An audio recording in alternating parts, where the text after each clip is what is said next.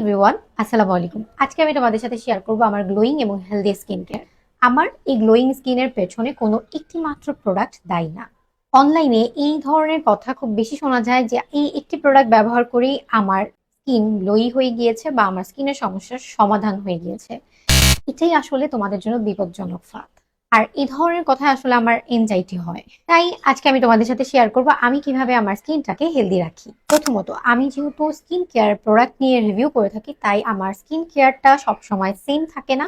আমাকে নিত্য নতুন প্রোডাক্ট আসলে রিভিউ করার স্বার্থে ব্যবহার করতে হয়। নিত্য নতুন প্রোডাক্ট ব্যবহার করার আগে আমি প্যাচ টেস্ট করে নিই এবং ডেফিনেটলি সেই প্রোডাক্ট নিয়ে আমি আগে রিসার্চ করি, তারপর আমি আমার স্কিন কেয়ার লিস্টে অ্যাড করি।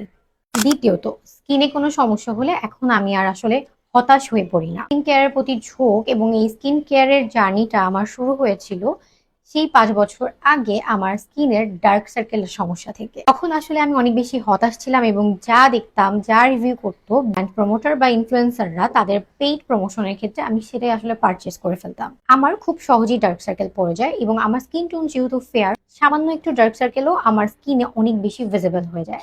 এখন আর আগের মতো আমি হতাশ হয়ে পড়ি না, যেহেতু আমি রেগুলার একটা স্কিন কেয়ার মেনটেন করি।